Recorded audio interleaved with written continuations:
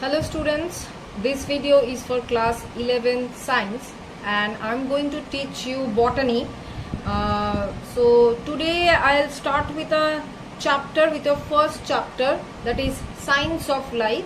So let's not waste any more time and let's get started with the chapter science of life. So the chapter science of life. Okay, we know the term biology. It means what? Bio means living, right? And logy came from the word scientific study. Okay, so the scientific study of the living world is termed as the biology. Now this biology is seen as the science, and there are various scientists who has discovered many things or many theories in this subject, like Aristotle. Then there comes Darwin, Mendel, who has extensive effort in the subject biology. Now this biology is primarily divided into two categories. One is botany, another one is the zoology. Now botany deals with the plant world, whereas the zoology deals with the animal world. Now apart from these two classifications, biology can again be divided further into various other types. But these are the two main classifications of biology. Now before starting with the science of life, let us know what do we mean by life.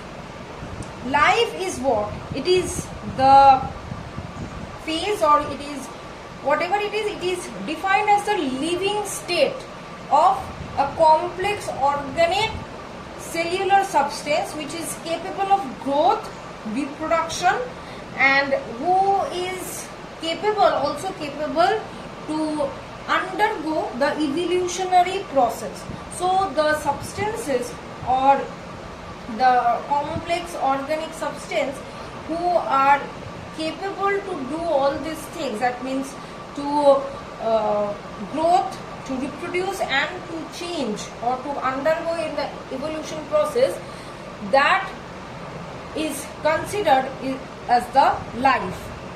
Now life is presence of life or absence of life indicates two things. One is living, that means presence of life. Another one is non-living, that means absence of life. Okay. Now living. Now the ones who are considered as living, that means within them life is present, or they are going through these complex processes like growth, reproduction and evolution. So these living things show certain characteristics. What characteristics does they show? That we are going to discuss. First characteristic is composition.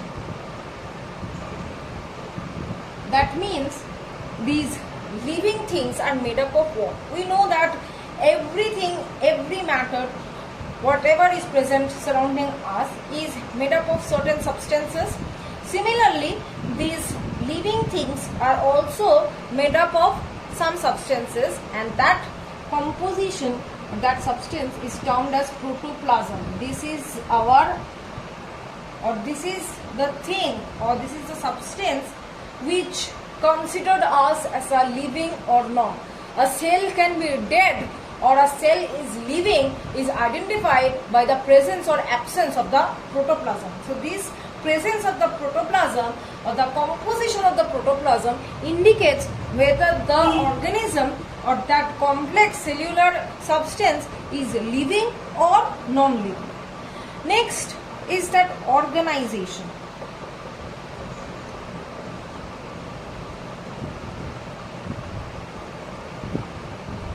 Organization means organization of the living matter. Organisms generally is of is made up of cells. Cells are the basic unit of life. The cells are filled up with the protoplasm, which is the fundamental basis of life. Now these cells are arranged or organized in a way within the body, and on the basis of that arrangement or on the basis of that organization, the individuals or the organisms are classified into two main types. One is unicellular, that means made up of single cell.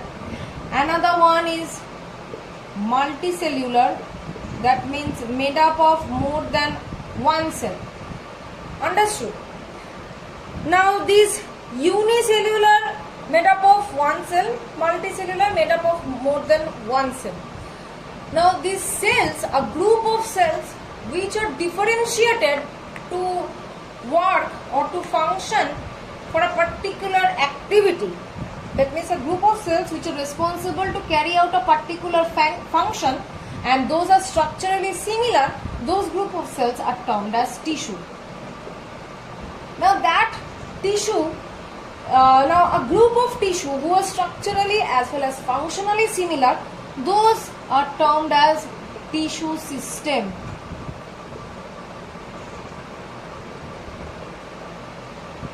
Okay, and this tissue system is ultimately forming the organ like liver, heart, lungs. Okay, now these several organs combine to form an entire organism. So this organization should be very proper and accurate in order to sustain, so that the living things or the living beings can sustain. If this organization is not proper, then the living beings cannot sustain a single moment.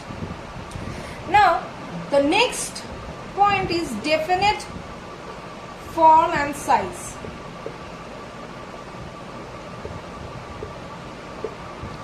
We know that each and every organism is having a definite form or definite size. They may not have definite shape, like amoeba having irregular shape, but definite form and definite size obviously they do have. So these three characteristics I have discussed till this much. I will continue with the other characteristics in the next video. So please do follow all the videos and the PDF which are given in the along with the video. So thank you.